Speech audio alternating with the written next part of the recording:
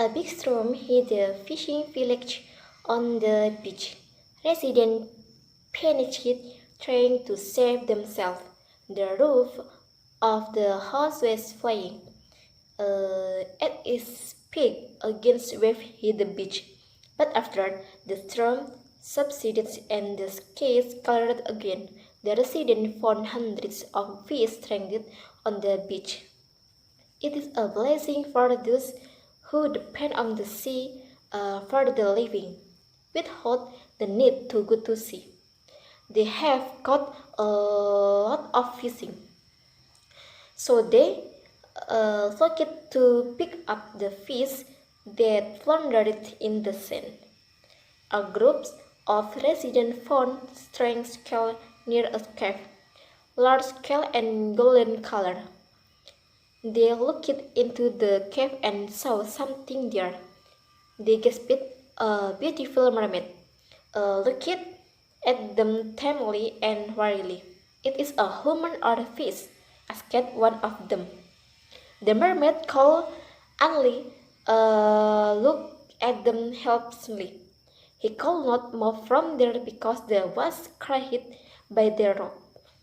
The resident captured him and handed him over to their research Norman there. Not Loriang. Loriang was very happy to see the real mermaid and reached out his hand to touch the mermaid. But his slave reminded him to be careful. There is a legend that if someone touches a mermaid carelessly, the mermaid will take the person's soul and erase their memory. He heard that this is how mermaids protect themselves from humans, and it is said that some fishermen have gone crazy by touching the mermaid. Loriang withdrew his hand and said it was fine because he will not use his hand to touch the mermaid.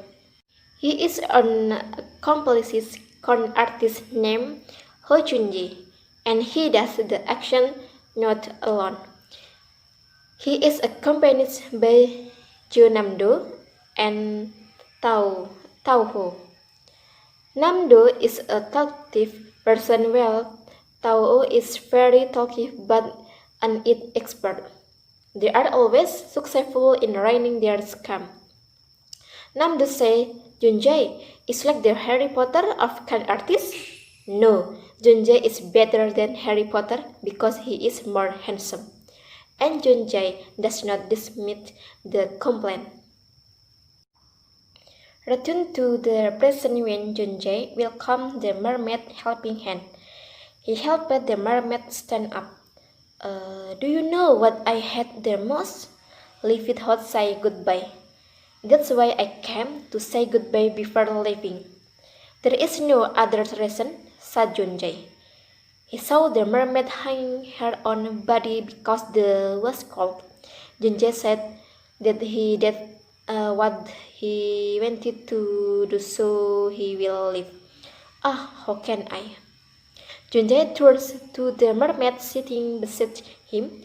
Even though the mermaid is wearing Junjay suit, she still looks cold. Junjay stopped his car in front of a check and then buy him coffee, even though it is raining heavily. Before giving the mermaid to drink, she blew the coffee first. The mermaid observes what Junjay is doing. Predictable, he begins to image and blow on the coffee with all his might. Junjay said that he had something to ask. He said Chung once said that he had a dream after having an accident and being treated in the ER. He asked what kind of dream that Chung said he had saved him. Chung clearly remembers his dream where he reached out to Junjay Damrayang, who was standing on the boat, and Junjay took his hand.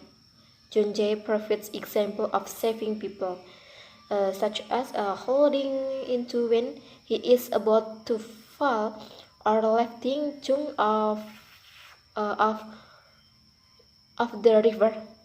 He asked excitedly what he did to save Chung. Chung was silent. After seeing the sad ending of Siva and Damrayang lives, Janjay wakes up from his hypnosis. He cried, "In the end, I could not protect him because Janjay remembered Siva pulling the speed that pierced Damrayan's body until it spared his own body. His heart was very sore remembering it. Then he remembered the promise that Damrayan made to Siva, that he would find his Siva, love her, and protect her even though he was born again. He promised to remember Siva. After saying that, after making a promise like that, I forgot everything, even though he was born again and looked for me, found me, and loved me. I don't remember all of them. I just made her cry. I cannot protect anything," Jonjay sobbed. Jonjay takes Chung's hand and asks him to leave. They enjoy dating together, taking a walk, eating and feeding each other, playing DDR in the games center. It is not clear what they hit, hahaha, but for sure they keep holding hands. While playing a book game, Chung spends their bearing until he got a score of 100 maximum, and the magazine was smoking. Jonjay quickly takes him away. Watching the cinema, the Titanic movie. The other viewers were annoyed because Chung carried so hard at the sad scan, but a blessing to the cleaning Azuma because she found spare bits on the floor after the cinema was empty. Their dates continue at the coffee shop. Jonjay gets serious. He said he just wished that Chung did not need to be too serious and answered quickly. He mentioned the Titanic scan where Jack saves Ross by giving him a wooden plank to keep him afloat. But at the end, Jack himself freezes to death and drowns. Chung remembers the scan. Jonjay and Chung stood at the door because of the heavy rain. Chung said it seemed like walking in the rain was one of the things he could not do with Jonjay. "There is nothing you can not do," said Jonjay. He told Chung to wait for him, then ran through the rain. Soon he returned with an umbrella and boots. "From now on, that's not say you can or don't want to. I will make you do everything people do without exception." He knelt down and put the sauce on. The two of them walked through the rain holding hands, and Chung leaned on Junjay's shoulder. Chung talked about everything they had been through since their first meet in Spain. He realized he did not regret any of that. "How can I regret it?" "Me too. Even though I know everything, it cannot regret it," said Jonjay. "Meeting you, it's not something I can regret." Chung said he was afraid that Jonjay will did because of him. Jonjay said, if that happens, that Chung heart shall keep beating. "You shall know by now that even if I'm not by your side, I will continue to love you." Jonjay stroked Chung's hair. Jonjay and Chung come home. Jonjay pulls Chung down on his bed. Chung said Madeong lost his memory but still remembered the mermaid princess. If that is better than Damrayang, who does not remember Siva, and also Jonjay. Jonjay replied that Siva spoke very softly. His smile and action were grateful until he wondered if a similar face sounds his character to be similar. Chung tickled Jonjae for making fun of him. Of course, he realized that he was different from Siva. He got serious again and asked if everything will really come back the same way. He admits he saw someone else when he erased Madeong's memory. The spirit that killed them was not the spirit that Madeong threw. He saw someone else throwing it and Siwa that person face. Who asked Junjae? Someone he know, Chung replied. Chung is married to Junjae and he studied to make the high school equation test. Junjae does not want his wife to study it this cold night. He said he will teach Chung everything to pass the test. In the final persuasion election trial, the examiners are happy that Junjae got the outstanding score.